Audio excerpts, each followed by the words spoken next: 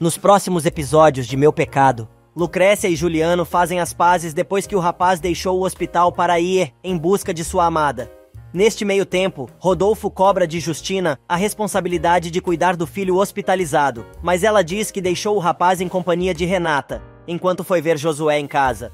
O professor diz que Ramiro também foi ao hospital e pergunta a Justina o que o fazendeiro estava fazendo ali. A mulher, para variar, torce a conversa e inverte o jogo. Mas Rodolfo não embarca mais nesta canoa furada e revela que está desconfiado da esposa.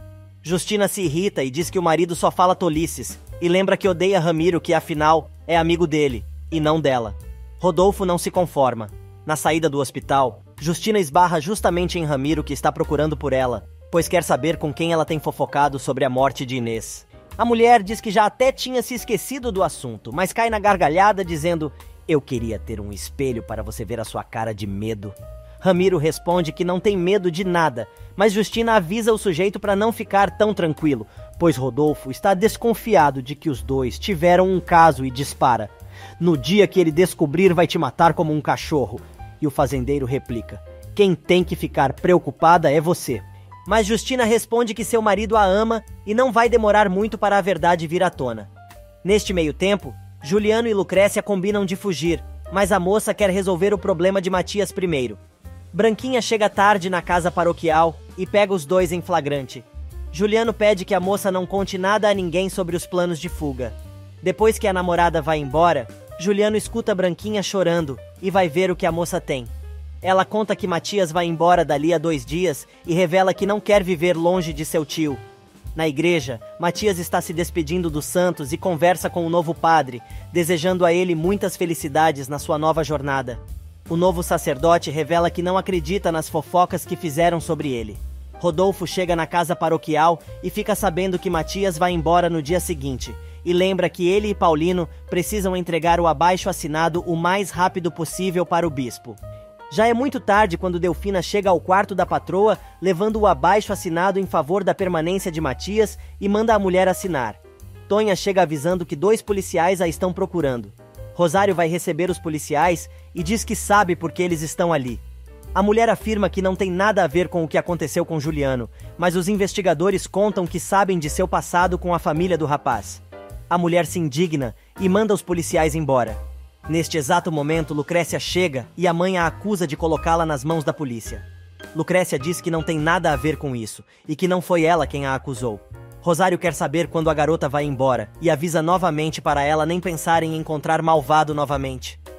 Ramiro chega em casa quase de madrugada e encontra Carmelo, que está esperando o pai. Ele exige sua parte da herança da mãe, mas o fazendeiro diz que estava casado em comunhão de bens e explica que o filho só terá direito a alguma coisa quando ele morrer, se claro, ele deixar isto em testamento. Mas Carmelo não está afim de papo furado e dispara: "Eu sei muito bem que você casou com minha mãe por interesse, e não duvido que você tenha causado a doença que a matou."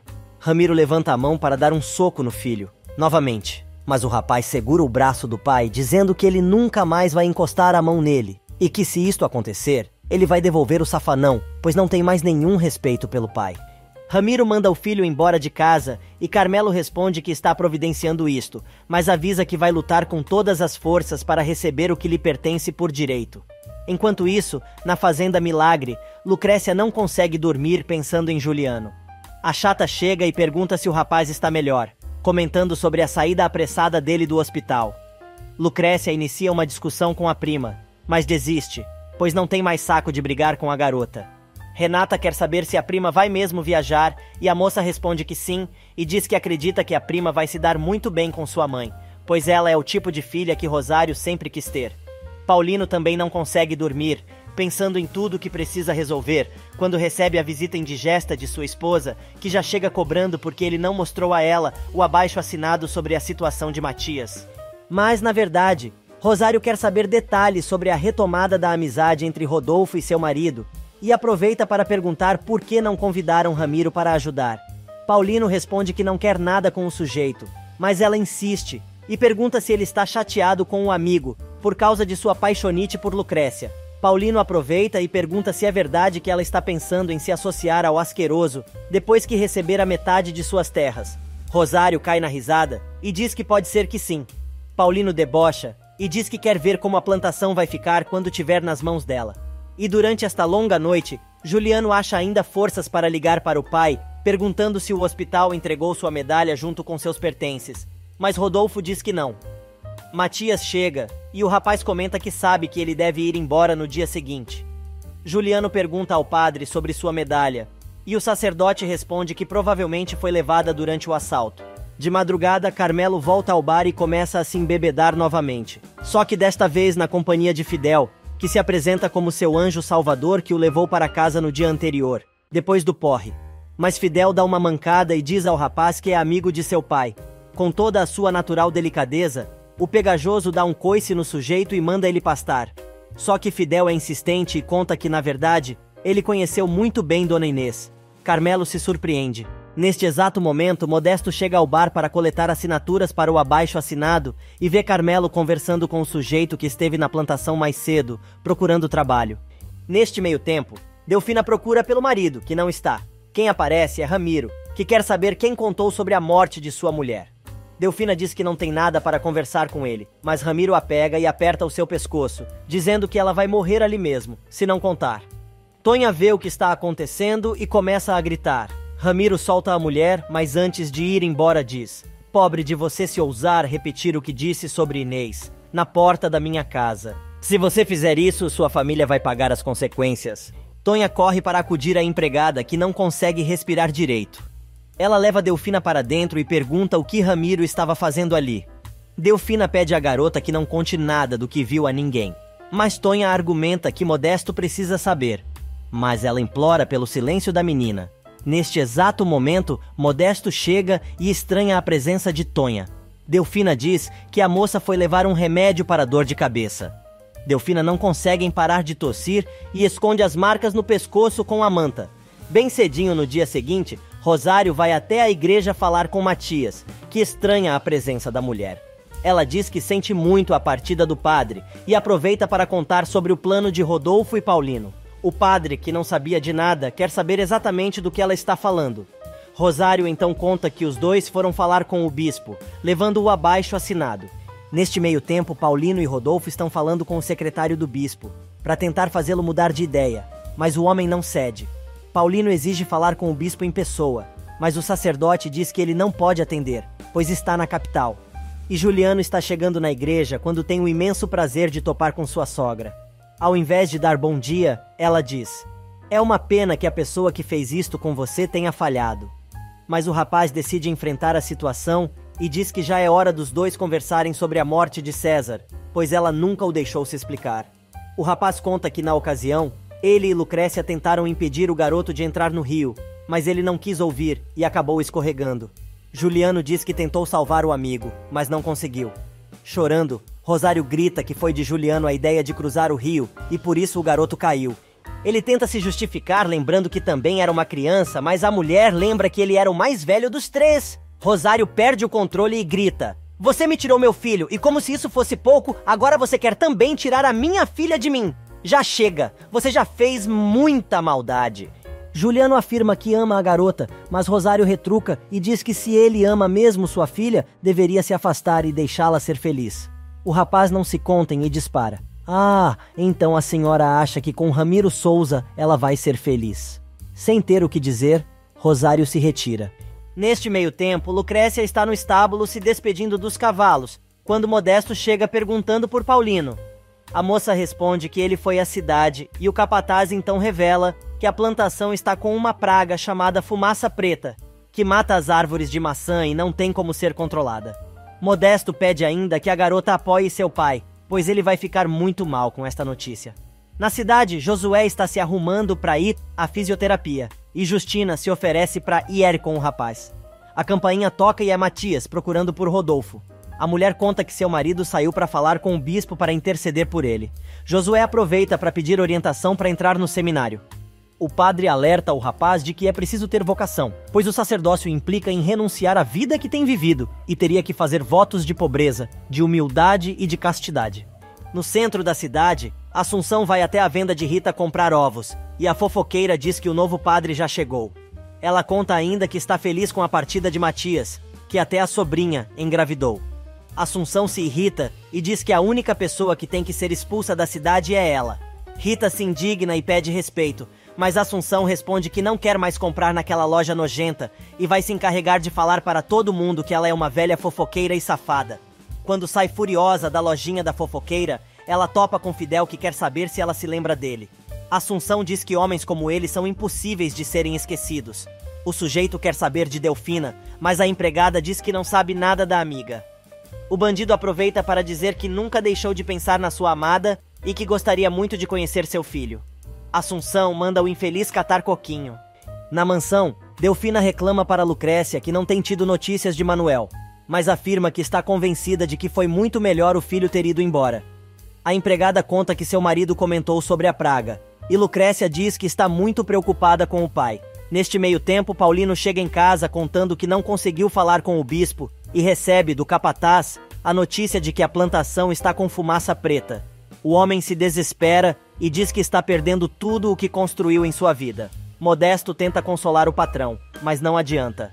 Ele sai, dizendo que vai contar a Rosário o que está acontecendo nas terras. Quando chega em seu quarto, Paulino encontra Rosário agarrada à foto de César. A mulher diz que Juliano assumiu que foi ideia dele atravessar o rio e por isso seu filho morreu.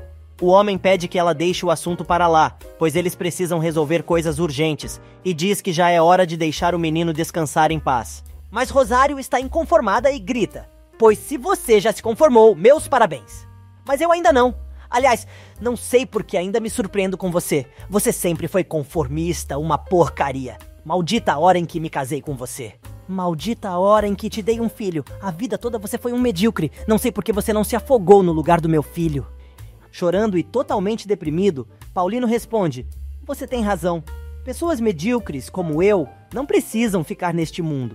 Eu não sou bom pra nada. Não soube ser um bom pai, um bom marido e nem mesmo um bom agricultor." Sem perceber a depressão do marido, Rosário continua: "Você é um covarde, você é um covarde. Seu inútil." Rosário briga novamente com o marido, dizendo que ele sempre foi um inútil medíocre. Paulino, totalmente deprimido, responde que a mulher tem razão, pois pessoas medíocres como ele não devem permanecer neste mundo. A jararaca nem se dá conta do recado do marido e continua amaldiçoando seu casamento. Paulino desce atordoado as escadarias da mansão, como estivesse se despedindo do local. Ele se tranca no escritório e começa a beber. Revoltado, Paulino começa a destruir o local. Sem conseguir encontrar uma saída para seus problemas, o empresário despeja conhaque pelo cômodo e toca fogo em tudo. Tonha, que está varrendo a casa, percebe a fumaça saindo por baixo da porta do escritório do patrão. Lucrécia vai ver o que está acontecendo e a empregada conta que Paulino está trancado lá dentro. As duas começam a gritar, chamando pelo homem. Delfina se junta às duas e se apavora quando sabe que Paulino está trancado no escritório em chamas. Enquanto Tonha vai buscar ajuda, Lucrécia sobe para pedir à mãe a cópia das chaves do escritório. Rosário não dá a menor bola e diz que não está acontecendo nada. A garota grita que o escritório está pegando fogo e seu pai está lá dentro. Finalmente, a mulher alcança as chaves para a filha. Rosário se dá conta da gravidade da situação e desce também. Ela consegue abrir a porta e vê o cômodo em chamas. Tonha chega com Modesto e mais alguns homens que começam a tentar conter o fogo. Lucrécia entra para salvar o pai, seguida do capataz. Paulino já está desmaiado por causa da fumaça.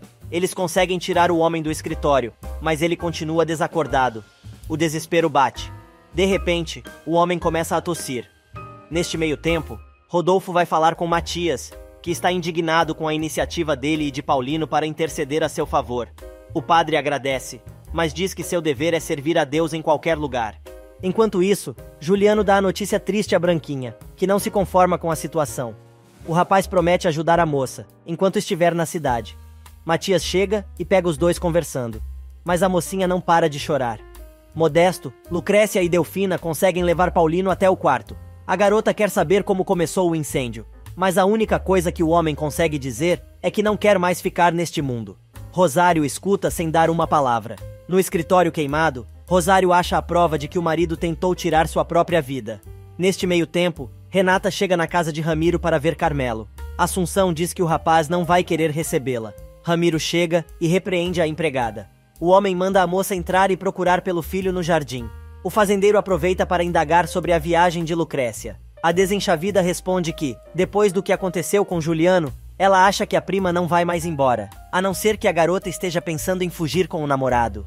No jardim, Tetê conversa com Carmelo e diz que sabia que seu pai não iria dar nada ao irmão. O rapaz conta que o homem vai ter que ceder, pois os dois têm esse direito, já que o dinheiro era de Inês. O rapaz aproveita para comentar que conheceu um sujeito que alegou conhecer sua mãe, chamado Fidel Cruz. Carmelo conta ainda que este é o mesmo sujeito que o levou em casa, no dia do porre. Renata chega e atrapalha a conversa dos irmãos. Tetê, que não suporta a entojada, se retira dizendo: "Com licença, fica aí com a cobra, mas cuidado para ela não te picar." Como quem não quer nada, Renata diz a Carmelo que acha que a irmã dele não gosta nada dela, e o rapaz responde abrindo o jornal: "Eu também não." E emenda perguntando o que a garota quer. E vai começar o dramalhão. Renata pergunta por que o rapaz não a ama mais e blá blá blá. Carmelo responde que agora seus interesses são outros e ela não está incluída. A garota responde que sabe que é por causa de Lucrécia e manda o ex esperar sentado pela prima, pois ele é o último da enorme lista de pretendentes. Carmelo, de saco cheio, pergunta mais uma vez por que ela está ali e a imbecil se atira em cima do rapaz. Literalmente. O resultado: um safanão e uma patada do querido, que manda a garota parar de estressá-lo com esta conversinha e avisa para ela nunca mais se atrever a beijá-lo, limpando nos beiços com a mão. Renata chama o rapaz de estúpido e jura que um dia ele vai procurá-la, mas neste dia ela vai pensar se vai dar bola para ele ou não. Na cozinha, Tetê está indignada com a visita da moça e Assunção conta que Ramiro é o mais interessado em juntar o filho com Renata. E no meio da conversa com a empregada, Tetê revela que Carmelo encontrou novamente o sujeito que o levou para casa no dia do porre, contando que ele se chama Fidel e que o tal sujeito afirmou que conheceu muito bem a sua mãe. Assunção se assusta. A mulher dá uma desculpa e sai correndo, dizendo que precisa falar com Delfina com urgência e pessoalmente.